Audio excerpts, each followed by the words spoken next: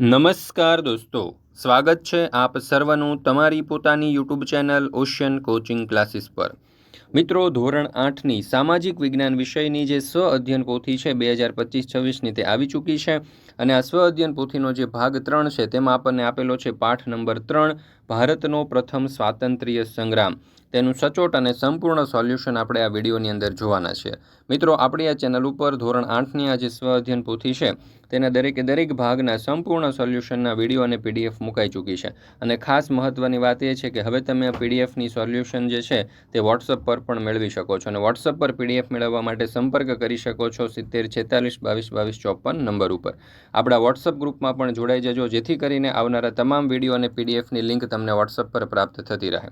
ચાલો દોસ્તો, તો શરૂ કરીએ આપણે ધોરણ 8 વિષય સામાજિક વિજ્ઞાન પાઠ નંબર 3 ભારતનો પ્રથમ સ્વાતંત્ર્ય સંગ્રામની જે સ્વ અધ્યયન પોથી છે તેમનું સચોટ અને સંપૂર્ણ સોલ્યુશન। અને સાથે સાથે જો આ વિડીયો તમને પસંદ આવે તો લાઇક કરવાનું અને તમારા મિત્રો સાથે શેર કરવાનું ભૂલશો નહીં। પ્રશ્ન નંબર 1 છે વિકલ્પો। એમાં પહેલો સવાલ, 1857નો સ્વાતંત્ર્ય સંગ્રામ માટેનું આર્થિક કારણોમાંનું કયું કારણ ન હતું? ચાલો, તો અહીંયા જવાબ આવશે આપણો વિકલ્પ સી, ભારતીયોને ખ્રિસ્તી ધર્મમાં બદલાવવાનો પ્રયત્ન કર્યો। ત્યાર પછી બીજું, 1857ના સંગ્રામ સમયે જાગીરદાર કુંવરસિંહ ક્યાંથી નેતૃત્વ કર્યું હતું? તો જવાબ આવશે વિકલ્પ બી, બિહાર। ત્રીજું, 1857નો સ્વાતંત્ર્ય સંગ્રામ સૌ પ્રથમ કોણે શરૂ કર્યો હતો? તો જવાબ આવશે વિકલ્પ સી, સૈનિકોએ। ચોથું, 1857ના સંગ્રામ માટેનું તાત્કાલિક કારણ કયું હતું? વિધાન એ, અંગ્રેજોએ ગરીબ વર્ગ ઉપર ભારે કરવેરા નાખ્યા। વિધાન 2, ચરબીવાળા કારતૂસના ઉપયોગ માટે સૈનિકોને દબાણ કર્યું હતું। તો અહીંયા જવાબ આવશે વિકલ્પ બી, વિધાન 2 સાચું છે। ત્યાર પછી છે પાંચમો સવાલ, ભારતના પ્રથમ સ્વાતંત્ર્ય સંગ્રામમાં લોકો સુધી સંદેશ પહોંચાડવામાં કોણે મદદ કરી હતી? તો જવાબ આવશે વિકલ્પ ડી, આપેલ તમામ એટલે કે લોકનાયકો, ભજનીકો અને ખેપિયાઓએ। છઠ્ઠું, ભારતના પ્રથમ સ્વાતંત્ર્ય સંગ્રામના સર્વપ્રથમ શહીદ કોણ હતા? તો જવાબ આવશે વિકલ્પ બી, મંગલ પાંડે। સાતમું, ભારતનો પ્રથમ સ્વાતંત્ર્ય સંગ્રામ નિષ્ફળ જવાના કારણોમાં શેનો સમાવેશ થતો નથી? તો અહીંયા જવાબ આવશે વિકલ્પ સી, વિધાન 3 એટલે કે કેન્દ્રીય નેતાગીરી સક્ષમ હતી। મિત્રો, ધોરણ 3થી 12ની કોઈ પણ પ્રકારની પીડીએફ અને પીપીટી જો તમારે જોઈતી હોય તો એ તમને મળી જવાની છે ઓશિયન કોચિંગ ક્લાસીસ પરથી। જેમ કે સ્વ અધ્યયન પોથીના સોલ્યુશન છે, કોઈપણ પાઠની સમજૂતી છે, સ્વાધ્યાય છે, ગાલા સ્વાધ્યાય પોથી, પ્રોજેક્ટ પ્રવૃત્તિ, પ્રયોગ પોથી, ભૂગોળ પોથી, અંગ્રેજી ગ્રામર, યુનિટ ટેસ્ટ, આઈએમપી પ્રશ્નો, અસાઇનમેન્ટ કે કોઈપણ પ્રકારના સોલ્યુશનની પીડીએફ અહીંયાથી તમે મેળવી શકશો। વોટ્સઅપ પર પણ તમે પીડીએફ અને પીપીટી મેળવી શકો છો। વોટ્સઅપ પર પીડીએફ અને પીપીટી મેળવવા માટે સંપર્ક કરી શકો છો તમે 7046222254 નંબર ઉપર અને એપ્લિકેશન પર પણ પીડીએફ ઉપલબ્ધ છે, તો જરૂરથી આપણી એપ્લિકેશન પણ ડાઉનલોડ કરી લેજો। ઓશિયન કોચિંગ ક્લાસીસ એપ્લિકેશનનું નામ છે અને વોટ્સઅપ પર પીડીએફ માટે સંપર્ક કરી શકો છો 7046222254 નંબર ઉપર। ત્યાર પછી છે પ્રશ્ન નંબર 2, નીચેની ખાલી જગ્યા પૂરો। એમાં પહેલું, મેજર હ્યુસેનને ખાલી જગ્યાએ ગોળી મારી હતી?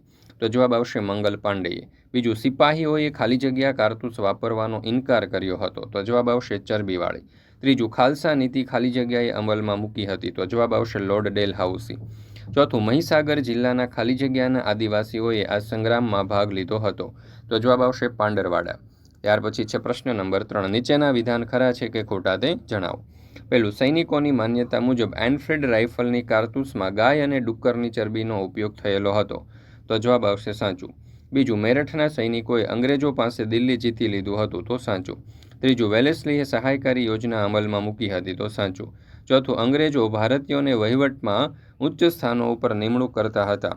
તો જવાબ આવશે ખોટું। ત્યાર પછી પાંચમું, અંગ્રેજોની ન્યાયી જકાત નીતિને કારણે ખેડૂત વર્ગની આર્થિક સ્થિતિ સુધરી હતી? તો જવાબ આવશે ખોટું। ત્યાર પછી છે પ્રશ્ન નંબર 4, આપેલા જોડકા જોડો। એમાં પહેલું, રાણી લક્ષ્મીબાઈ, તો એને જોડીશું આપણે વિકલ્પ સી, કાલપી અને ગ્વાલિયર સાથે। બેગમ હજરત મહલ, તો એને જોડીશું વિકલ્પ એ, લખનૌ સાથે। જાગીરદાર કુંવરસિંહ, એને જોડીશું વિકલ્પ બી, બિહાર સાથે।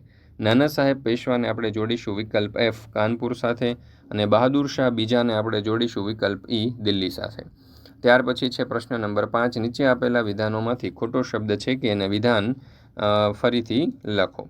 એમાં પહેલું, અંગ્રેજોની વહીવટી વ્યવસ્થા લોકો માટે લાભદાયક કે પીડાદાયક હતી? તો પીડાદાયક હતી એટલે લાભદાયક ઉપર છેકો। ત્યાર પછી છે બીજું, ડેલહાઉસી કે વેલેસ્લીએ પેશવા નાના સાહેબ અને રાજાઓના પેન્શન બંધ કર્યા હતા? તો જવાબ આવશે ડેલહાઉસી એટલે વેલેસ્લી ઉપર છેકો. અંગ્રેજો ભારતીય સાથે તિરસ્કારપૂર્વક કે આદરપૂર્વક વ્યવહાર કરતા હતા, તો તિરસ્કારપૂર્ણ કરતા હતા એટલે આદર ઉપર છેકો. અંગ્રેજોએ મંદિર અને મસ્જિદોની મિલકત પર કર નાખ્યો હતો, તો કર નાખ્યો હતો ન હતો ઉપર છેકો. ઈસવીસન 1857ના સ્વાતંત્ર્ય સંગ્રામમાં વડોદરાના શાસકે અંગ્રેજોને અસહકાર કે સહકાર આપ્યો હતો, તો સહકાર આપ્યો હતો એટલે અસહકાર ઉપર છેકો. ત્યાર પછી છે પ્રશ્ન નંબર 6, મને ઓળખો. હું ભારતના પ્રથમ સ્વાતંત્ર્ય સંગ્રામને રાજકીય અને ધાર્મિક બળવો કહેનાર છું, તો ડિઝરાયલ. બીજું, હું કલાપી અને ગ્વાલિયરનું શક્તિશાળી નેતૃત્વ કરનાર સ્ત્રી નેતા છું, તો રાણી લક્ષ્મીબાઈ. અમારે ધાર્મિક ભાવના વિરુદ્ધ દરિયાપાર જવાની બાંહેધરી આપવી પડતી, તો ભારતીય સૈનિકો. ચોથું, મને અંગ્રેજો કાચા માલનું સંસ્થાન અને પાકા માલનું બજાર બનાવવા માંગતા હતા, તો ભારત. ત્યાર પછી છે પ્રશ્ન નંબર 7, નીચેના પ્રશ્નોના 1-2 વાક્યમાં ઉત્તર આપો. પહેલો સવાલ, કયા કયા રાજ્યો ખાલસા નીતિનો ભોગ બન્યા હતા? તો જેતપુર, ઝાંસી, સંભલપુર, નાગપુર ખાલસા નીતિનો ભોગ બન્યા હતા. ત્યાર પછી બીજો સવાલ, અંગ્રેજો ભારતીય ખેડૂતોને કેવા પાકોના ઉત્પાદન માટે ફરજ પાડતા હતા? તો ઉત્તર, અંગ્રેજો ભારતીય ખેડૂતોને કપાસ, ગળી અને રેશમ જેવા પાકના ઉત્પાદન માટે ફરજ પાડતા હતા. ત્રીજું, અંગ્રેજોની જકાત નીતિ કેવી હતી, તેનું શું પરિણામ આવ્યું? તો અંગ્રેજોની જકાત નીતિ અન્યાયી હતી, તેના કારણે ભારતનો ખેડૂત વર્ગ બરબાદ થઈ ગયો. ચોથું, ભારતીય સૈનિકો પર કેવા કેવા પ્રતિબંધ ફરમાવવામાં આવ્યા હતા? ઉત્તર, ભારતીય સૈનિકોને પાઘડી બાંધવા, તિલક કરવા અને દાઢી રાખવા ઉપર પ્રતિબંધ ફરમાવવામાં આવ્યો હતો. પાંચમું, ઈસવીસન 1857ના સ્વાતંત્ર્ય સંગ્રામનું પરિણામ શું આવ્યું? તો 1857નો સંગ્રામ નિષ્ફળ ગયો અને સંગ્રામમાં ભારતીયોની હાર થઈ. છઠ્ઠું, ગુજરાતમાં કયા કયા સ્થળોએ સંગ્રામ ફેલાયો હતો? તો ગુજરાતમાં અમદાવાદ, લુણાવાડા, પાટણ, આણંદ, દ્વારકા, ઓખા, વિજાપુર, ખેરાળુ, સાબરકાંઠા, મહીસાગર જિલ્લાનો પાંડરવાડા સ્થળોએ સંગ્રામ ફેલાયો હતો. જોધા માણેક અને મુળુ માણેકે કયા વિસ્તારમાં અંગ્રેજોનો પ્રતિકાર કર્યો હતો? તો ઉત્તર, જોધા માણેક અને મુળુ માણેકે દ્વારકા અને ઓખા મંડળ વિસ્તારમાં અંગ્રેજોનો પ્રતિકાર કર્યો હતો. ત્યાર પછી છે પ્રશ્ન નંબર 8, કારણ આપો. એમાં પહેલું, ભારતીય સિપાહીઓએ કારતૂસ વાપરવાની ના પાડી. તો ઉત્તર, જાન્યુઆરી ઈસવીસન 1857માં બંગાળના સૈનિકોમાં એવી અફવા ફેલાઈ કે નવી એનફિલ્ડ રાઇફલમાં વપરાતી કારતૂસના કેપમાં ગાય અને ડુક્કરની ચરબીનો ઉપયોગ કરવામાં આવ્યો છે. હિન્દુઓ માટે ગાય પવિત્ર છે, મુસલમાનો ડુક્કરને અપવિત્ર માનતા હોવાથી તેનું માંસ તેમના માટે હરામ છે. આથી બંને કોમોના સૈનિકોએ ધર્મભ્રષ્ટ થવાના ભયથી એનફિલ્ડ રાઇફલનો ઉપયોગ કરવાનો ઇનકાર કર્યો. બીજો સવાલ, ભારતના પ્રથમ સ્વાતંત્ર્ય સંગ્રામમાં ખેડૂતો અને જમીનદારો જોડાયા હતા. તો ઉત્તર, બ્રિટિશરોએ ભારતનું ભયંકર આર્થિક શોષણ કર્યું હતું. અંગ્રેજ શાસન દરમિયાન અંગ્રેજોની અન્યાયી જકાત નીતિને કારણે ભારતનો ખેડૂત વર્ગ બરબાદ થઈ ગયો. બ્રિટિશ શાસનના કડક કર નીતિ અને જમીનદારી વ્યવસ્થાને કારણે જમીનદારો પોતાના હકથી વંચિત થયા. પરિણામે ખેડૂતો અને જમીનદારો બંનેએ અંગ્રેજો સામે થયેલા આ હિંસાત્મક સંઘર્ષમાં જોડાઈ અને પોતાનો રોષ વ્યક્ત કર્યો. ત્યાર પછી છે ત્રીજો સવાલ, ભારતનો પ્રથમ સ્વાતંત્ર્ય સંગ્રામ નિષ્ફળ થયો. તો ઉત્તર, ઈસવીસન 1857ના સ્વતંત્ર સંગ્રામમાં કેન્દ્રીય નેતૃત્વનો અભાવ હતો, જેના કારણે સંગ્રામ જુદા જુદા વિસ્તારોમાં અલગ નેતૃત્વ હેઠળ થયો. અંગ્રેજોની લશ્કરી તાકાત, આધુનિક શસ્ત્રો અને સંચાર સાધનો સામે ભારતના શીખો, ગુરખાઓ અને કેટલાક રાજાઓ અંગ્રેજોની તરફેણમાં હતા અને બુદ્ધિજીવી વર્ગ અને રાજાઓના સહકારના અભાવે સંગ્રામ નિષ્ફળ રહ્યો. ઉપરાંત સમગ્ર ભારતમાં સંગ્રામ ફેલાયો નહોતો અને સમય પહેલાં શરૂ થવાથી આયોજન બગડી ગયું. ત્યાર પછી છે પ્રશ્ન નંબર 9, નીચેના પ્રશ્નોના સવિસ્તાર જવાબ આપો. એમાં પહેલો સવાલ, ભારતમાં સ્વાતંત્ર્યતા સંગ્રામ થવાના કારણો જણાવો. તો રાજકીય કારણો જોઈએ તો અંગ્રેજોએ ભારતના રાજાઓ અને જમીનદારોના અધિકારો છીનવી લીધા અને પેન્શન બંધ કર્યા. આર્થિક કારણો, અન્યાયી કરવેરા, ખેડૂતો, જમીનદારો અને કારીગરોનું શોષણ થયું અને ઉદ્યોગો નાશ પામ્યા. વહીવટી કારણો, તો ભારતીયોને વહીવટમાં ઉચ્ચ હોદ્દાઓ ન મળતા અને તેમને તિરસ્કારથી જોવામાં આવતા. ધાર્મિક અને સામાજિક કારણો, તો અંગ્રેજોએ ભારતીય ધર્મ અને સંસ્કૃતિનું અપમાન કર્યું, ખ્રિસ્તી ધર્મના પ્રચારને વેગ આપ્યો.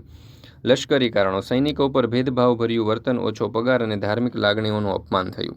તાત્કાલિક કારણ, ચરબીવાળા કારતૂસની અફવાને કારણે સૈનિકોએ વિદ્રોહ શરૂ કરી. ત્યાર પછી છે બીજું, ભારતના પ્રથમ સ્વાતંત્ર્ય સંગ્રામમાં કયા કયા લોકો જોડાયા હતા, શા માટે? તો ઈસવીસન 1857ના ભારતના પ્રથમ સ્વાતંત્ર્ય સંગ્રામમાં સૈનિકો, ખેડૂતો, જમીનદારો, જાગીરદારો, રાજાઓ, વેપારીઓ અને કારીગરો જોડાયા હતા. સૈનિકોને ધાર્મિક લાગણીઓ દુભાવતી નીતિઓ અને ભેદભાવનો રોષ હતો. ખેડૂતો અને જમીનદારો પર ભારે કરવેરા લાદવામાં આવતા અને તેમની જમીન જપ્ત થતી હતી. જાગીરદારો અને રાજાઓના પેન્શન બંધ થતા અને રાજ્ય કબજે થવાના ડરથી તેઓ પણ બગાવતમાં જોડાયા. કારીગરો અને વેપારીઓએ રોજગાર ગુમાવ્યા, ગ્રામ ઉદ્યોગ નાશ પામ્યા અને જનતામાં પણ અંગ્રેજો વિરુદ્ધ અસંતોષ ફેલાયો. તેથી બધા વર્ગોએ આ સંગ્રામમાં ભાગ લીધો. ત્યાર પછી છે પ્રશ્ન નંબર 10, ટૂંક નોંધ લખો. એમાં પહેલું, ગુજરાતમાં સ્વાતંત્ર્ય સંગ્રામનું સ્વરૂપ. તો ગુજરાતમાં અમદાવાદ, લુણાવાડા, પાટણ, આણંદ, દ્વારકા, ઓખા, વિજાપુર, ખેરાલુ અને સાબરકાંઠા સુધી સ્વાતંત્રતા સંગ્રામ ફેલાયો હતો. ગુજરાતમાં આણંદના ગરબડદાસ મુખીએ વિદ્રોહનું નેતૃત્વ કર્યું હતું. તો જોધા માણેક અને મુળુ માણેકે દ્વારકા, ઓખા મંડળ વિસ્તારમાં અંગ્રેજોનો જબરજસ્ત પ્રતિકાર કર્યો હતો. મહીસાગર જિલ્લાના પાંડરવાડા વિસ્તારના આદિવાસીઓએ પણ અંગ્રેજો સામે લડત ચલાવી અને પોતાની વીરતાનો પરિચય આપ્યો હતો. ત્યાર પછી છે બીજો સવાલ, ઈસવીસન 1857ના સ્વતંત્રતા સંગ્રામના રાજકીય કારણો જણાવો. લોર્ડ વેલેસ્લીની સહાયકારી યોજના અને લોર્ડ ડેલહાઉસીની ખાલસા નીતિથી ઘણા દેશી રાજ્યો અંગ્રેજી શાસન હેઠળ આવી ગયા. ઝાંસી, અવધ, નાગપુર જેવા રાજ્યો ભેળવી લેવાયા. નાના સાહેબ પેશવા અને અન્ય રાજાઓના પેન્શન બંધ કરાયા. જમીનદારોની જમીન જપ્ત થઈ. આ કારણે રાજાઓ, જમીનદારો અને જનતામાં અંગ્રેજો વિરુદ્ધ અસંતોષ વધ્યો. પરિણામે 1857માં પ્રથમ સ્વાતંત્ર્ય સંગ્રામ ભભૂકી ઉઠ્યો. ત્યાર પછી છે ચોથું, બ્રિટિશ હિન્દ લશ્કરમાં ભારતીય સૈનિકોની સ્થિતિ. તો બ્રિટિશ લશ્કરમાં ભારતીય સૈનિકો પર ભેદભાવભર્યું વર્તન થતું. તેમને ઓછો પગાર અને નીચા હોદ્દા આપવામાં આવતા. ધાર્મિક માન્યતાઓની અવગણના થતી અને તેમને તિરસ્કારથી જોવામાં આવતા. ભારતીય સૈનિકોને પાઘડી બાંધવા, તિલક કરવાની, દાઢી રાખવા ઉપર પ્રતિબંધ ફરમાવવામાં આવ્યા હતા. તો આવી સ્થિતિ હતી. ત્યાર પછી છે પ્રશ્ન નંબર 11, સંકલ્પના સમજાવો. એમાં પહેલું છે સ્વાતંત્ર્ય સંગ્રામ. તો સ્વાતંત્ર્ય સંગ્રામ એ વિદેશી શાસન સામે દેશના લોકોને પોતાની આઝાદી મેળવવા માટે કરેલ સંઘર્ષ છે. આવા સંઘર્ષમાં લોકો એકતાથી, દેશભક્તિથી અને ત્યાગથી જોડાય છે. ભારતનો પ્રથમ સ્વાતંત્રતા સંગ્રામ ઈસવીસન 1857માં બ્રિટિશ શાસન સામે થયો હતો, જેમાં સૈનિકો, ખેડૂત, રાજાઓ અને સામાન્ય જનતાએ ભાગ લીધો હતો. ત્યાર પછી બીજું છે કેન્દ્રીય નેતાગીરી. કેન્દ્રીય નેતાગીરી એટલે કોઈપણ મોટી ચળવળ કે સંગ્રામને દિશા, નિયમ અને સંગઠન પૂરું પાડતું એકમાત્ર અને સર્વમાન્ય નેતૃત્વ. ઈસવીસન 1857ના સ્વાતંત્ર્ય સંગ્રામમાં આવી કેન્દ્રીય નેતાગીરીનો અભાવ હતો, એટલે દરેક વિસ્તારમાં જુદું જુદું નેતૃત્વ થયું હતું અને એકતા ન હતી. આના કારણે સંગ્રામના પ્રયત્ન એકસાથે ન થઈ શક્યા અને સંગ્રામ નિષ્ફળ રહ્યો. ત્યાર પછી છે મહેસૂલ. તો મહેસૂલ એ સરકાર દ્વારા જમીન, આવક, માલ, મિલકત કે વેપાર પરથી વસૂલાત કરવામાં આવતું કર છે. બ્રિટિશ શાસન દરમિયાન ખેડૂત વર્ગ ઉપર ભારે મહેસૂલ લગાડવામાં આવતો, જે ખેડૂતો માટે પીડાદાયક બન્યો હતો. મહેસૂલથી મળેલા નાણાંનો ઉપયોગ શાસન વ્યવસ્થા ચલાવવા અને શાસકોના હિત માટે થતો હતો. ત્યાર પછી છે પૈતૃક મિલકત. પૈતૃક મિલકત એ પિતૃઓ પાસેથી વારસામાં મળેલી મિલકત કે સંપત્તિ છે. આ મિલકતમાં જમીન, ઘર, નાણાં કે અન્ય માલિકી હક હોઈ શકે છે, જેને સંતાનો કે વારસદાર કાનૂની હક પ્રમાણે મેળવતા હોય છે. ત્યાર પછી છે પ્રશ્ન નંબર 12, નીચેની પ્રવૃત્તિઓ કરો.